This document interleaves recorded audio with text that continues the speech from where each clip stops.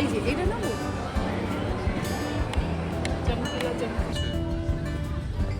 ঠিক আছে এই অনেকটা দেখান।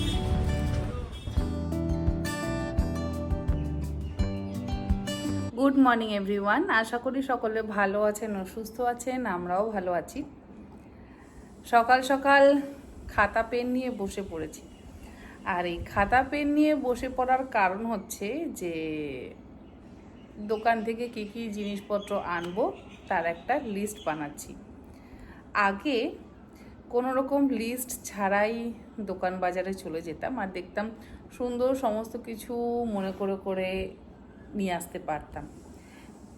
এই কয়েক মাস হলো দেখছি লিস্ট ছাড়া মনে থাকছে না। হয়তো 10টা জিনিস আনবো, তো তার মধ্যে 2টো জিনিস মিস হয়ে যাচ্ছে। বাড়ি এসে আবার মনে পড়ছে যা ওটা নেওয়া হলো না। তো সেই জন্যই লিস্ট করে নিচ্ছি যাতে আর কোনো রকম সমস্যা না হয়। আর যেহেতু এখন প্রচণ্ড গরম পড়েছে, তাই বারবার বাড়ির বাইরে বেরোনো আমার মনে হয় না যে কারোর পক্ষেই সম্ভব। একবারে লিখে নাও, একবারে সমস্ত কিছু কিনে টিনে বাড়ি চলে এসো।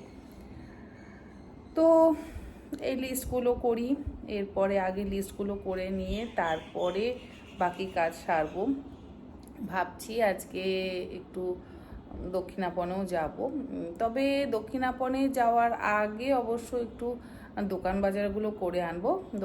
দোকান বাজারগুলো করে নেওয়ার পর যদি দক্ষিণাপনে আজকে যেতে পারি তাহলে আজকে যাব, আর যদি না হয় তাহলে কাল যাব। আসলে দক্ষিণাপন থেকে কিছু গরমে ঘরে পরার লোয়ার এবং টপ কিনবো।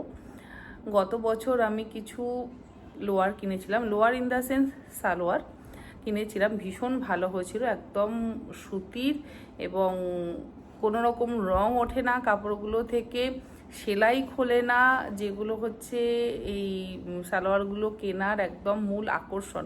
আমি অনেকবার এদিক ওদিক থেকে কিনেছি, অনলাইন থেকেও কিনেছি, তারপরে গোড়াবাজার থেকেও কিনেছি বা মল থেকেও কিনেছি। দেখেছি হয় ফেটে যায়, তা না হলে রং ওঠে, তা না হলে সেলাই তো খুলবে। তো দক্ষিণাপন থেকে যে দুটো কিনে এনেছিলাম এত সুন্দর দেখতে, বাইরেও পরা যায় এবং ঘরেও পরা যায়। তো ভাবছি সেখান থেকেই কয়েকটা কিনে আনবো। গরমে না আর লেগিংস পরতে পারছি না, এত কষ্ট হয় লেগিংস পরতে। আর সেই পায়ের সঙ্গে আটকে থাকে, চেপে ধরে থাকে। তো ঢলা ঢলা সালোয়ারগুলো যদি সুতির কাপড়ের পরা যায় অনেকটাই আরাম লাগে। সব সময় তো আর এসি চালিয়ে বসে থাকা সম্ভব নয়। তো সেই সমস্ত কাজকর্মগুলো করতে যাব। ছেলে আর আমি দুজন মিলেই যাব। হাজব্যান্ড তো চলে গেছে, আর হাজব্যান্ড দক্ষিণাপন যেতে এতটুকু পছন্দ করে না, কারণ হচ্ছে গাড়ি রাখার জায়গা পায় না। পার্কিংয়ের সমস্যার জন্য সে একদম যেতে চায় না, তাই ছেলেই এখন ভরসা, ছেলেকে নিয়ে যাব। তার আগে দোকান বাজারগুলো করতে হবে। দোকানের লিস্ট মোটামুটি অনেকটাই হয়ে গেছে, তো দোকানগুলো আগে করব, তারপর যদি সময় পাই তবে যাব। আর দক্ষিণাপনে যাব, গড়িয়াহাট মার্কেটে যাব না বাসন কিনতে, মানে ক্রকারি কিনতে, সেটা তো হতে পারে না। ওটা হচ্ছে আমার ভীষণই পছন্দের একটা জায়গা। আর এই করে দেখা যাক কতটা কি করতে পারি। কাজ আসলে এত থাকে মাথায়, যার জন্য আমি সময় মতন আপনাদেরকে ভিডিও দিতে পারি না, আমি এটা বারবারই বলি।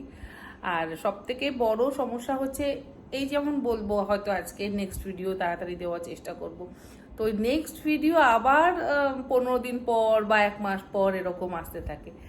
তো আমি জানি আপনারা সেটা বুঝতে পারেন। তো সেই বুঝতে পারার জন্যই আমারও ভীষণ ভালো লাগে যে আপনাদের এই ভালোবাসাটা আমি যে পাই। যেমন সুমিতা আমাকে বারবার করে বলে যে তুমি কোথা থেকে কোন প্রোডাক্টগুলো কেনো আমাকে একটু জানো। বর্ণালী, ওরাও বর্ণালী তো প্রত্যেকটা ভিডিও দেখে এবং কমেন্ট করে, বলে যে তুমি কোথা থেকে কি কি কেনো এবং কিভাবে। ও বিশেষ করে রান্নার ব্যাপারটা আর কি বেশি জানতে চায়, এবং আমার বাকি এই ঘর গোছানো বা ব্লগিং ভিডিও এগুলো দেখতে চায়। আরও অনেকে আছে, সকলের নাম মনে থাকে না। যেমন মুকুলিকা কাকিমা, এখন আর মুকুলিকা কাকিমার বেশ কয়েকদিন যাবৎ আমি দেখছি কমেন্ট পাচ্ছি না, মনে হয় কাকিমার শরীর ঠিক নেই। মাঝে কাকিমা একদিন বলেছিল যে কাকিমার শরীর ঠিক নেই, শ্রবণা ভদ্র দিদি, উনিও বলেছিলেন যে মাঝে মধ্যে উনি দেখেন, উনি সবসময় বলেন যে তুমি ব্লগ দিও, ভিডিও বানিও। তো সত্যি সকলের মন সবসময় রাখতে পারি না, চেষ্টা করি। আর এবার অনেক কাজ আছে, জামা কাপড় কাচা অলরেডি হয়ে গেছে, সেগুলো মেলবো, রান্নাঘরে কাজ, দুপুরের খাওয়া দাওয়ার ব্যবস্থা, তারপরে দেখি কখন বেরোনোর সময় পাই তখন বেরোবো। আর দেখি কাজকর্ম শুরু করি আস্তে আস্তে।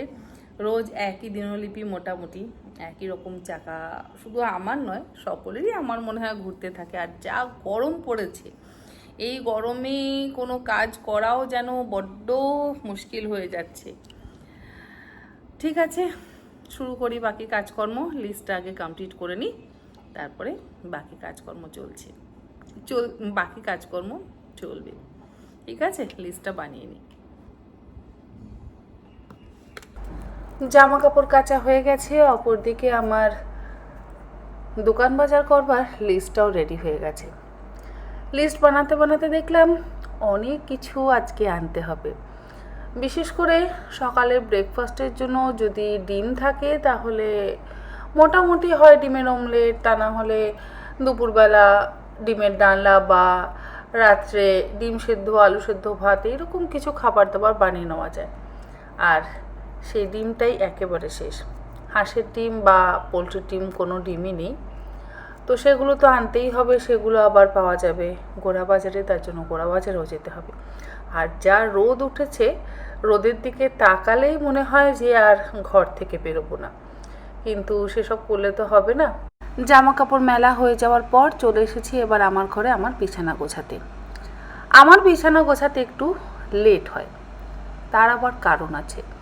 আমি তো সকাল সকাল উঠে পড়ি, কিন্তু সন্ধ্যের পর থেকেই পাখির খাঁচাটা আমার ঘরেই থাকে, আর পাগোবাবু তো আমার সাথে ঘুমায়। আমি যত সকালেই উঠি না কেন, সে কিন্তু ঘুম থেকে ওঠে না। বিশেষ করে রাত্রির 9টা, 9:30টার পর তার শুরু হয় খেলা। আর তার যতক্ষণ না খেলা শেষ হবে, সে যতক্ষণ না ক্লান্ত হবে, ততক্ষণ পর্যন্ত কিন্তু সে ঘুমোবে না। তার ঘুমোতে ঘুমোতে 11টা, 11:30 বাজে। আর সকালে ঘুম থেকে উঠতে উঠতে 8টা, 8:30, আবার কোনো কোনো সময় 9টাও বাজে। আমি জানি না কোন পাখি 9টা অবধি ঘুমোয়, তবে আমার বাড়ির পাখিরা কিন্তু 9টা অবধি ঘুমোয়। ওই যে দেখুন বিছানায় একটা বাস্কেট দেখা যাচ্ছে, ওই বাস্কেটটা হচ্ছে আমার পাগোবাবুর বিছানা। আগে তো আমার বুকের মধ্যে ঢুকে ঘুমোতো, এখন আমি আর তাকে ওখানে রাখি না, এই বাস্কেটটার মধ্যে তাকে রাখি।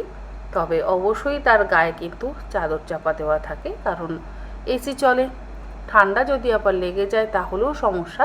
তাই ওই বাস্কেটটার মধ্যে চাদর চাপা দিয়ে তাকে আমি ঘুম পাড়িয়ে রাখি। আর সে কিন্তু দিব্যি ওই বাস্কেটের মধ্যে ঘুমিয়ে থাকে। খাঁচাতে তার কখনোই ঘুম হয় না, এখানে তার খুব ভালো ঘুম হয়। আজকে 8:30, 9:15 পর্যন্ত ঘুমিয়েছে। এই জাস্ট তাদেরকে আমি ঘর থেকে বের করলাম, মানে জামা কাপড় মেলার পর খাঁচাটা আমি ঘর থেকে বারান্দায় বের করলাম। তারপরে আমি আমার ঘরের এই পর্দা টর্দা সরিয়ে বিছানা তুলছি। ঘরে যদি আবার আলো ঢোকে তাহলে তাদের ঘুমের ব্যাঘাত ঘটে। তাদের আবার অনেক রকম নিয়ম কারণ আছে, আমি জানি না এরকম কোন পাখির নিয়ম আছে। আমার বাড়ির পাখিদের বেশ এরকম নিয়ম আছে। তারা লেট নাইট ঘুমোলে সকালে কিন্তু দেরি করে ঘুম থেকে উঠবে।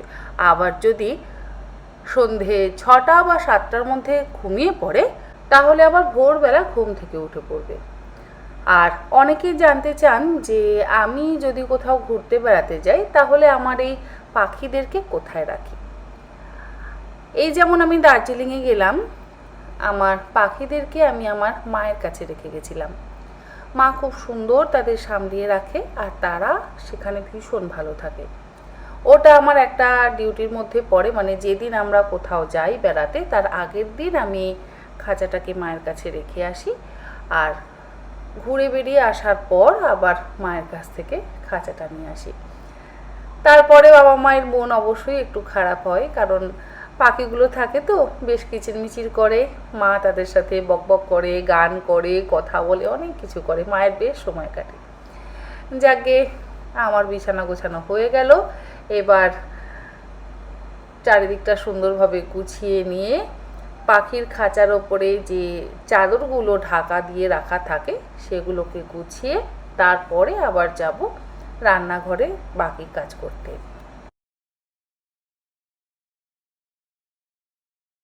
জানলাগুলো খুলে পর্দাগুলো সরিয়ে দিলাম, তবে শেয়ার কার্টনগুলো আমি সরাই না। আর এই শেয়ার কার্টনগুলো যেহেতু সাদা রঙের না, ভীষণ তাড়াতাড়ি নোংরা হয়ে যায়, মাসে একবার অন্তত ধুতেই হয়। আর ধোয়াটা তো কোনো ব্যাপার নয়, মেশিনে ধুয়ে নেওয়া যায়, কিন্তু এগুলো লাগানো বেশ সমস্যার। কিছুক্ষণ পরে ঘরটা এত গরম হয়ে যাবে, পশ্চিম দিক থেকেও রোদ আসবে, আবার উত্তর দিক থেকেও একটা রোদের হলকা আসে, ভীষণ গরম লাগে। কিন্তু কি করা যাবে, জানলা দরজাও খোলাটা ভীষণ দরকার। এখন খুলে দিলাম, খানিকক্ষণ পরে বন্ধ করে দেবো।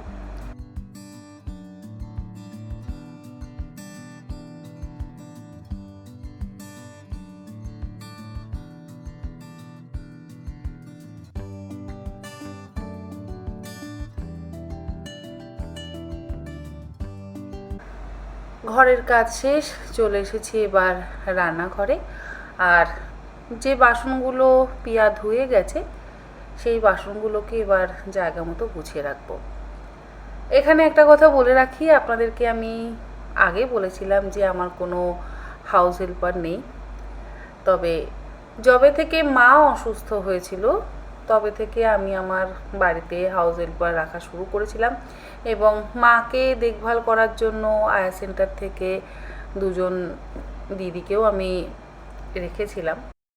এখন আর আয়া সেন্টারের কাউকে রাখিনি, কারণ মা তো চলে গেছে, আমার জন্য আর প্রয়োজন নেই। এখন পিয়া আছে, ঘর মোছা আর বাসন মাজার কাজটা ওই করে, আর ও মোটামুটি 6:30 থেকে 7:45-র মধ্যে এসে যায়। 1-1.5 ঘন্টা লাগে ওর কাজ করতে, তারপরে আমি আমার কাজকর্ম শুরু করি। বাসনপত্রগুলো জায়গা মতন রেখে দিয়ে এবারে আমি যে বোতলগুলো খালি হয়ে গেছে সেই বোতলে জল ভরে নিচ্ছি। আর এই যে এই বটলটাতে আমি জল ভরছি, এটা আমি মানি স্কোয়ারের মার্কেট 99 থেকে কিনেছি। ওখানকার কিছু কিছু জিনিস আমার ভীষণ ভালো লাগে, আমি ওখান থেকে বেশ অনেক কিছু কেনাকাটা করি, যেগুলো অবশ্য আমার পছন্দ হয়। আর এই গ্লাসটাও আমি মার্কেট 99 থেকে কিনেছি। আপনারা কেউ কিনেছেন মানি স্কোয়ারের মার্কেট 99 থেকে? যদি না কিনে থাকেন তাহলে একবার গিয়ে দেখতে পারেন, ভালো ভালো জিনিস কিন্তু পাওয়া যায়। খুব যে বেশি দাম তা কিন্তু নয়, নিজেদের সাধ্যের মধ্যেই থাকে, আর দেখতে ভারী সুন্দর। আমার তো ভীষণ ভালো লাগে। লাস্ট ইয়ার 4টে বটল কিনেছিলাম, মানে জল খাওয়ার বটল কিনেছিলাম। তার মধ্যে 2টো বটল বাড়িতে আছে, আর 2টো আমার হাজব্যান্ড কোথায় নিয়ে গিয়ে হারিয়ে দিয়েছে, তাই এবার আবার 2টো কিনলাম। এই যে আগে একটা দেখলেন সবুজ রঙের, আর এই একটা হলুদ রঙের, আর একটা আছে পিঙ্ক কালারের, সেটাও ভাবছি কিনে আনবো আমার ঘরে রাখার জন্য। মানে রাতে জল খাবার জন্য তো আমি একটা সাইড টেবিলে বটল রাখি, তো ভাবছি একটা পিঙ্ক কালারের বটল কিনে আনবো।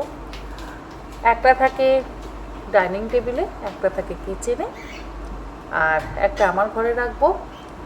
অফিস রুমেও একটা থাকে, আবার ছেলের ঘরেও থাকে, আবার গেস্ট বেডরুমেও থাকে। সব জায়গায় জায়গায় একটা করে জলের বটল রেখে দিই, কারণ যখন যে ঘরে যাবে বা যে ঘরে থাকবে, আমি নিজেও যদি কোনো সময় কোনো ঘরে যাই, সেখানে যদি আমার জল খেতে ইচ্ছে হয় বা জল তেষ্টা পায়, তাহলে কি আবার আসবো?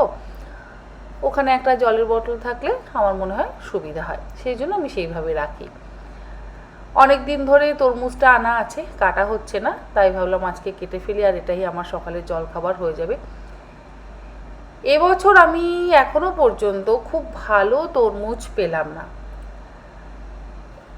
এই যে তরমুজটা আজকে কাটছি, এর আগেও একটা, মানে 2টো তরমুজ নিয়ে এসেছিলাম, আগে একটা কেটেছি, তার অর্ধেকটা ফ্রিজে রাখা আছে।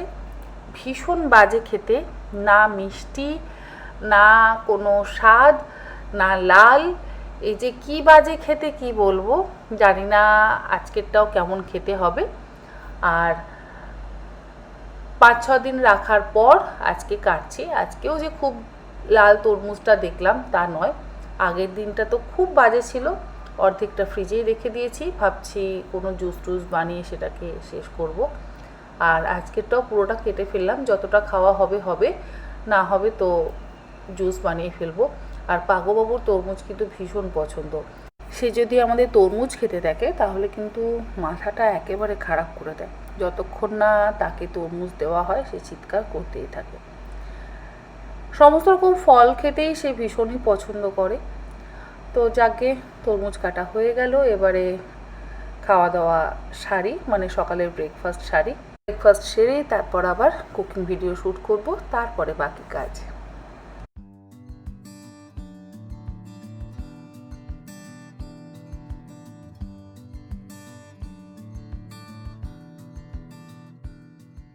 ভিডিও শ্যুট করবার পর বাকি যে সমস্ত কাজগুলো ছিল সেগুলো শেষ করে আমরা দুজনে বেরিয়ে পড়েছি, মানে মা আর ছেলে দুজনে বেরিয়ে পড়েছি কেনাকাটা করতে।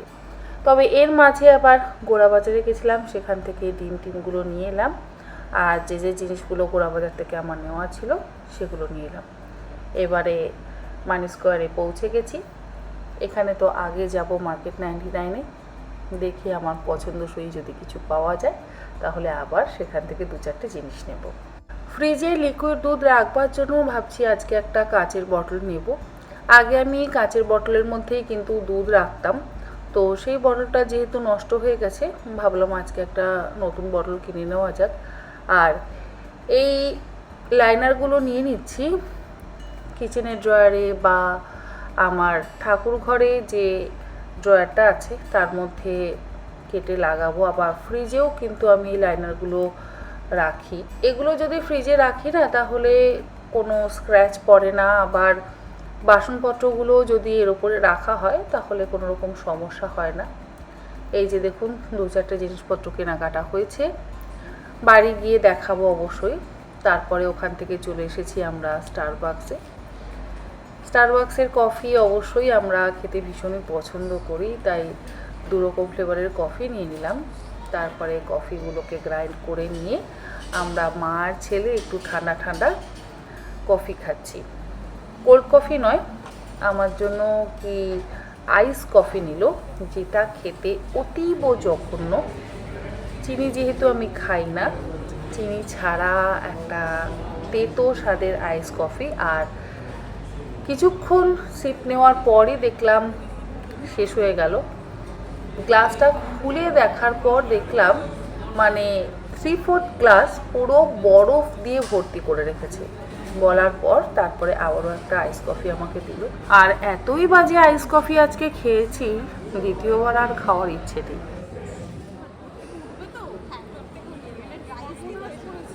স্টারবাক্স থেকে বেরিয়ে তার অপোজিটেই যে ফেসেস কানাডার আউটলেটটা রয়েছে সেখানে এলাম নেল পলিশ দেখতে। অনেক দিন নেল পলিশ কেনা হয়নি, তাই ভাবলাম আজকে একটু নেল পলিশ কেনা যায়। যেটা নিলাম একদম না, কোনো একটা সময় তো না চমকিলা চমকিলা চোখের উপরে লাগা, প্রচন্ড পছন্দ ছিল। এই যে এটা না চমকিলা চমকিলা চমকে গেছে। মানি স্কোয়ার থেকে ফিরে বাড়িতে এলাম। তারপরে আমরা যাচ্ছি রাত্রি 7টা নাগাদ দক্ষিণাপনে। যদিও জানি যে 8টার মধ্যে দক্ষিণাপন কিন্তু ক্লোজ হয়ে যায়, তবে পৌঁছে যাব আর কিছুক্ষণের মধ্যে। মানে বেরিয়েছি ওই 6টা নাগাদ, পৌঁছতে পৌঁছতে 7:15 বেজে গেল। আর যা যা আমার কেনার দরকার ছিল মোটামুটি সেই সমস্ত দোকান থেকে আমি কিনে নিতে পারলাম। খুব বেশি কেনার তো প্রয়োজন নেই, ওই 2-4টে লোয়ার, যেটা আপনাদেরকে বললাম সকালেই, 3টে সালোয়ার নিয়ে নিলাম, আর ঘরে পরার 2-3টে লোয়ার নিলাম, আর ওই 2টো ওপরের শার্ট টাইপের নিলাম যাতে গরমে ঘরে পরা যায়। এই কলমকারী কটন মেটেরিয়ালগুলো আমার ভীষণ ভালো লাগে। আর কিছু বেডশিট দেখছি লাইট শেডের মধ্যে, আমার পছন্দ হলেও ছেলের যেহেতু পছন্দ নয় তাই নিতে পারলাম না। ছেলের সাথে আসলে আবার এসবগুলো নেওয়া যায় না। আর ওখানেই আবার দুটো বেশ সুন্দর ব্যাগ দেখতে পেলাম, যথারীতি একটা নিয়েই ফেললাম। ব্যাগের যে কত কালেকশন আছে তার ঠিক নেই। যাকে ঘুরিয়ে ফিরিয়ে একটু নিজের জন্য কিছু করতে ইচ্ছে করে, তাই করেও ফেলি। আর এই যে দেখুন, খুব সুন্দর কলমকারি প্রিন্টের সুতির মধ্যে এই টপগুলো দেখছি, ভীষণ ভালো লাগছে। তবে আমার সমস্যা হচ্ছে যে ওখানে যেহেতু পরে দেখতে পারবো না, তাই নিতে একটু সমস্যাই হয়। যাকে যা যা টুকটাক কেনাকাটি করবার সেগুলো করে এবার যাচ্ছি আমার সবথেকে আরও পছন্দের জায়গা, সেটা হচ্ছে ক্রকারির দোকানে। গড়িয়াহাটে এসেছি আর ক্রকারির দোকানে আসবো না তা তো হতেই পারে না। কিনি বা না কিনি, একবার ঘুরে তো দেখে যেতেই হবে।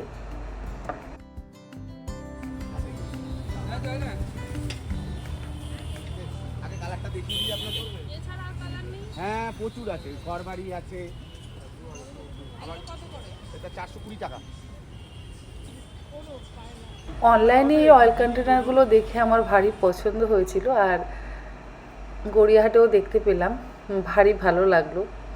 তবে দাম যা বললো সে আকাশ ছোঁয়া। কেনাকাটা হলো, এবার বাড়ি ফেরার পালা। আজকের ভিডিওটা তাহলে এখানেই শেষ করি। কী কী কিনলাম নেক্সট ভিডিওতে অবশ্যই শেয়ার করব। আপনারা সকলে ভালো থাকবেন, সুস্থ থাকবেন। ধন্যবাদ।